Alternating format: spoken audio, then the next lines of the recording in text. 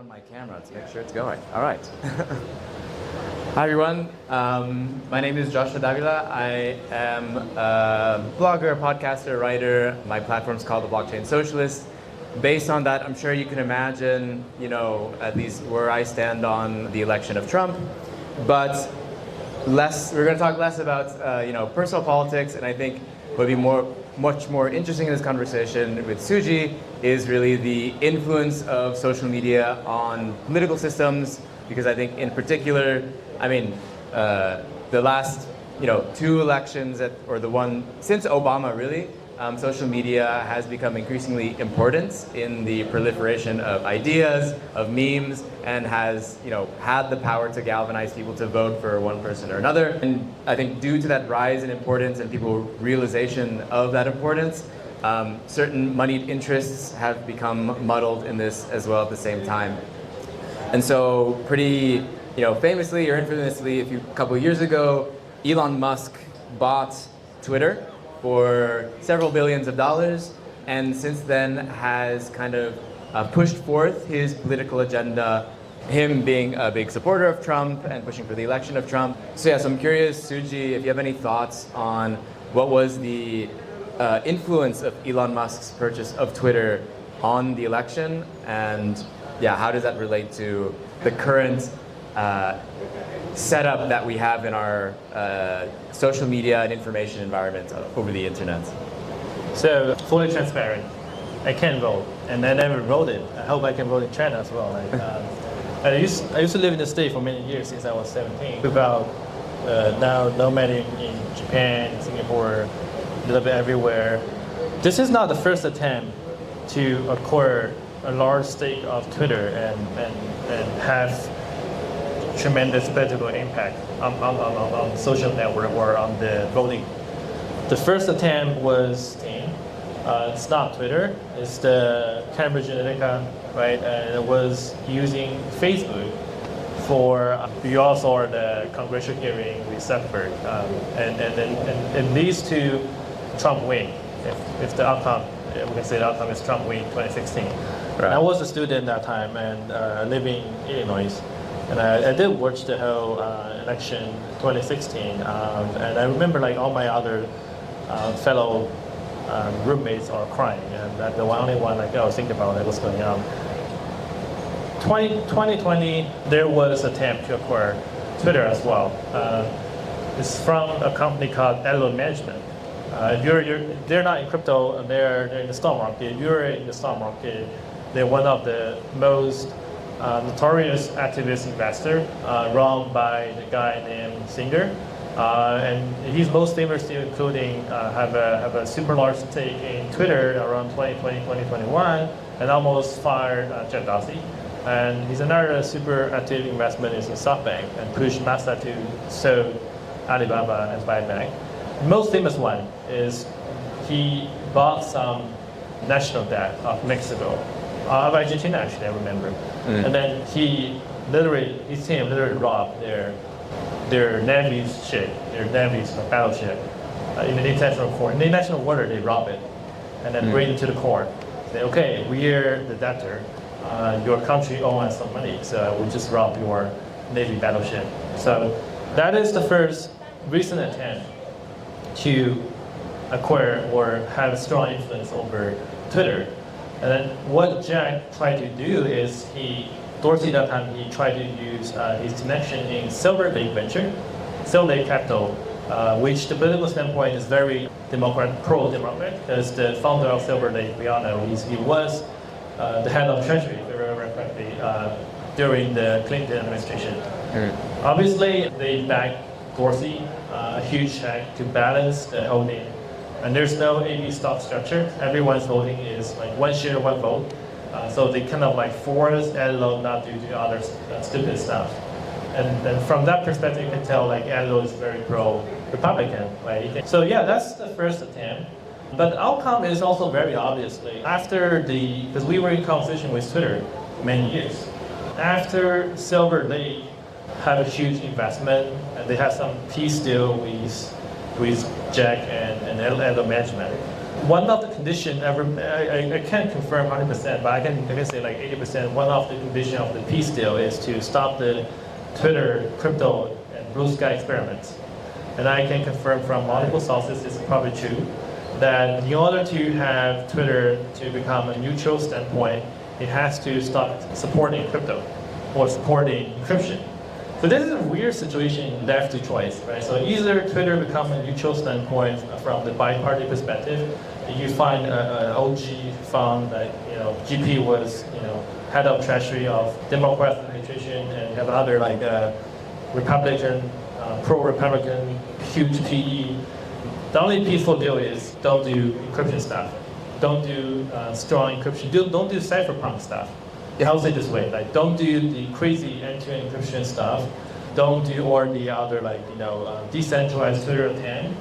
And they eventually that leads to the battle between Dorsey and the rest of the board. I can't confirm this 100% true, but this is what I felt, this is what I heard, this I got from multiple sources. Eventually Jack was fired. And the whole Twitter crypto team and all these things all stopped it. And the last thing they did is 50 million donation to the Blue Sky PBLC, which they Dorsey finished before he was kicked out. And once you wild out money, you can't get it back, right? So that's the last thing he did. And then we know what after is, I believe there's some private conversation between Jack Dorsey and Elon Musk, and he invite him to do something, which leads to I say it's not really like intentionally. It's because maybe he just don't really like, maybe he just don't like the board, and he accidentally acquired Twitter.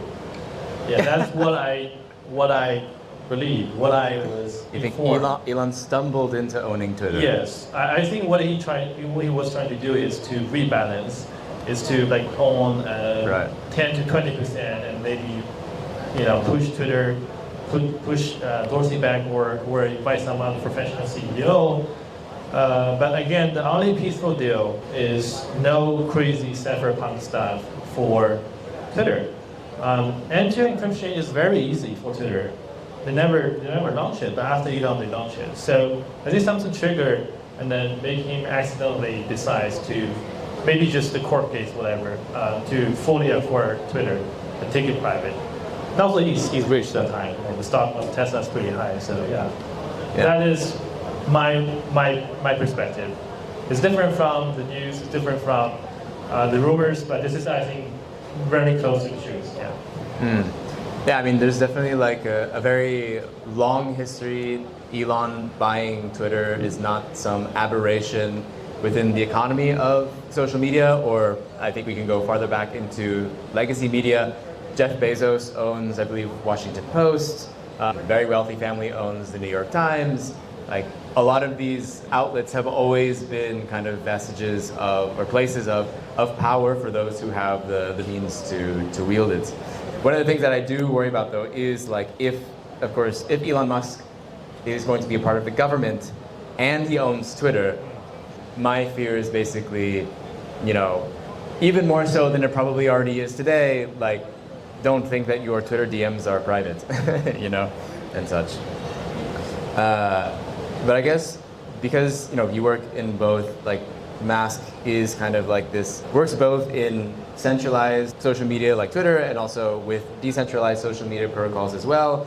Do you think that this issue of like the influence of, say, very wealthy people or people with people part of the elite, I guess you could say, having control over it, is that something that is exclusive to centralized social media, or do you think is still also an issue even in these decentralized social media protocols? I'll be very like transparent. Like the majority of shareholder of Telegram is the Dwarf Brothers, right? And I say there's no external shareholder. We're investor of Telegram, not really Telegram stock. We're the holder of Ton. We bought around 2 years ago through the foundation. We also invested of like Lens. We didn't invest in Farcaster, we didn't invest in Blue Sky, but I know like really close friend that become shareholder or shareholders of Farcaster. From the controlling perspective, all these things are super centralized owned by a small group of founders or teams. From technical perspective, yeah, certain things are more decentralized. Finance forecasts are more decentralized. There's still like backdoors. I don't want to point which one, but like every one of them has some kind of like emergency exit. They write on their doc publicly, say, hey, what if something happens? We can do this. We can kill your account. We can transfer the channel name, whatever. And it is never tested. Depends on who's your enemy. It was never tested against government. Twitter, before Elon, during the Jack Dorsey time, they were tested against government for several cases. Yeah, and even Apple had more in the encryption with the AI. So I say like it is not really tested, and there's always ways to force someone to give out some key, right? If you're, people are always worried like, oh, what if Durov just give out our, Telegram, secret chat key? Then they switch to Signal. Great, most of Signal team are in state, and they have a shitcoin launched 2021, and FTX was part of it, mobile coin, right? And I don't need to be super OG to remember this, right? They definitely benefit from this shitcoin. They have like other on-the-table deal with Sam. Yeah. I can confirm with at least 10 sources told me like, oh, the Signal team has some shitty on-the-table deal with SBF. It is. Binance is even their investor. So again, no one is super clean. This is what I believe right now. It's more about whether we can easily fork these protocols and applications without too much harassment from the team. Obviously, centralized social network, you will have a super legal battle. Even just script the content, you're going to have a lot of legal risk. Decentralized, if you put things on chain or IPFS, theoretically you don't need to even script that, it's on there. But if to use that, you're going to still have to have a lot of problems. To entirely fork it, okay, who has thought about fork the caster? Yeah. Okay, you're gonna face issue with paradigm and reason. You saw what happened with the DGen. They're probably not gonna directly come to you, but they can come to your friends. Like we know DGen is the DGen main coin based on forecasters, like 500 million, 400 million-ish. It's on most of the exchanges, and their three key was held by Condor, right? The chain as a service company, whose founder is little brother of Matt Wang. Matt Wang is again the founder of Paradigm, who's also a shareholder of Binance. So fully transparent. I can tell you guys the honest thing. If you try to fork it, you're gonna have some issues. Like if you ever use some SaaS and the Paradigm is a majority shareholder, you're gonna have the issue as well. So it never changed. The only way is probably have a relatively decentralized holding of your token or of your voting system. One non-profit ways like Mastodon, no VC or donors. And we are the largest donor, we're the largest single-time donor for Mastodon. The number two is Samsung Family Foundation, Samsung whatever, and number three is like the German government, the European Union. So if we three fight, I don't think we're gonna have some outcome. We're just gonna fight there and do not do anything. So it's better if they just stay the same. So that's the only example I see viable. Maybe the other example will be like, what if the same foundation and other good foundation, we just collectively invest in something for like ENS. ENS have no VC, right? And if you're a holder, you can build something, you can dispute on something, you can shit on someone. We have a speaker from ENS. He was the core contributor of ENS. I don't want to mention him. I respect his work a lot. And he was kicked out for other reasons, but we still respect his technical contribution to ENS. That's another great example. I can't find other examples right now really qualified as decentralized social network. Technically, they're more decentralized, but like, okay, if Matt Wang give you a call, like, oh, dude, your keys in your hand, in my brother's hand, you'll be afraid. But I'm gonna say, who the fuck are you, right? So from that level, I'd say some of the decentralized social scene is less decentralized than centralized social scene, like Twitter. Because there's less people he's afraid of. Maybe right now it's like two presidents, one of China, one of US. So depends on you, right? So that's my answer. Very honestly, I don't want to I don't want to brag our industry have like a lot of progress. No. Yeah. I only see two great examples that are fully decentralized from the government perspective. One is ENS, one is NASA, as I mentioned, different reasons. Yeah. Nice. So I think a big part of the narrative in this election was polymarket and the kind of proliferation of several of these different platforms or protocols for basically betting on the results of the election. I mean, broadly betting on the results of many different things, but it was the election being this kind of like big points that affects everyone that attracted, I think, just a serious amount of capital and money, and of course a lot of anxiety for people watching the election and the polling. We saw polymarkets, kind of ride along the waves of the narratives of whatever was happening in the media. Largely Trump was winning throughout most of the time, but there was a moment, I think, whenever I think there was a cross and then it crossed back up, and in this case, polymarket was correct, or like the majority of people who were betting on Trump winning won. Of course, there are like some questions around like, is this, what exactly is the influence of these types of markets on elections, and whether or not people would feel like they wouldn't want to maybe like go out and vote if anyways they feel that like one candidate is going to win anyways. But yeah, I'm curious if you have any thoughts on the influence of prediction marketing. Yeah, I mean, prediction election can be dated back to ancient Rome. It's being a human nature thing. There's various attempts to ban it. We just use blockchain to bring it back. So that is my definition to world market. A lot of respect to the team. By the way, the most recent news I just told Josh's the CEO was raided by FBI, that his electronic devices, his phone, his laptop, whatever, the key was seized by the FBI. This news had like come out 8 hours ago. So yeah, this is not the only case against holy market. Like I'm not American, so I'm not in a position to question the American democracy system. But let's say, like, people always think, okay, maybe Taiwan has democracy, great. Actually, right after the Taiwanese election, the Taiwanese presidential election, there's actually 2-3 guys was sued by the government. And there's actually 1 or 2 guys was arrested by the Taiwanese based in Taipei because they were betting for the election, which is against local law. I don't know which part of local law, and they were arrested.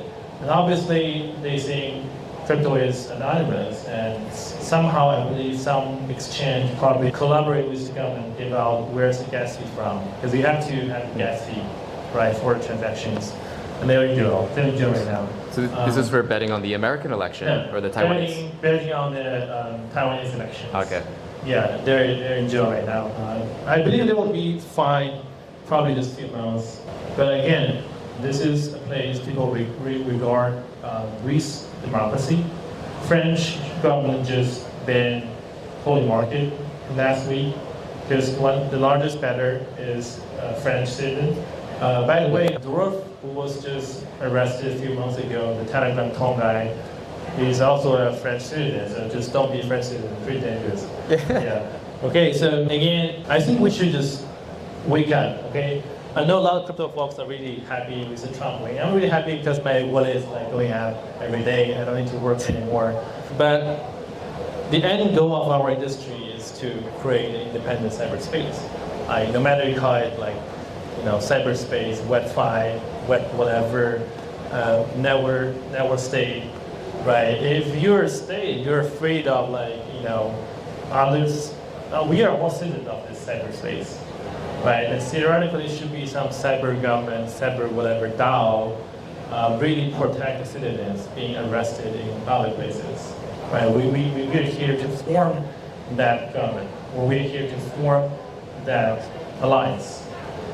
We don't have it, so that's why there's so many different cases everywhere. And the platform is great, holy market is great, but once you review the choose to the politicians, something they cannot control, usually the outcome is they're just gonna try to control you, or control people behind it, control who dare to use it. Very, very simple. And there's always a loophole in every country, no matter it's an authoritarian or democracy. Yeah, so that is very simple fact. I think also the fact that right after Trump win, Bitcoin rallied from 60K to right now almost 100K, simply show the power of politics. Yeah. On markets. Yeah, politics on markets. Yeah. If government don't do shit, it will be good. The only thing Trump promised is don't do shit. Okay. So, but why we are asking a certain government to not do shit if we can form our own alliance, our own country, or our own whatever? It's not that hard. Okay. Singapore is only 70 years plus history, and it grew from a small fishing town to way better than here. No traffic jam. Okay. And on the other side, if you read history books, Thai and Bangkok was definitely way more promising, way more, rich people lived here 100 years ago. Of government and efficient government don't do shit. So it's time to do one. So that's why I think porting market is important. It's also indicate that fact. It's why decentralized social network is important. It also indicate that fact. But you need to have some independence first, right? If you bow to VC too much, or if you bow to, someone evil too much, you lose that independence and you lose everything. Yeah. So just my last question is, I guess, looking at this moment, do you have any thoughts on what a healthier social media ecosystem looks like? There's an old chant, probably that, Ryan was the co-founder Telos. And I met him once. I believe he's not in crypto community. He's not actively in crypto community anymore. So his funny story is in the 90s, there's something called heaven.co. You probably heard about that. There's a imaginary, not really imaginary, there's a small imaginary country called Sealand, 20 miles away from UK in the water. It's probably even smaller than this building.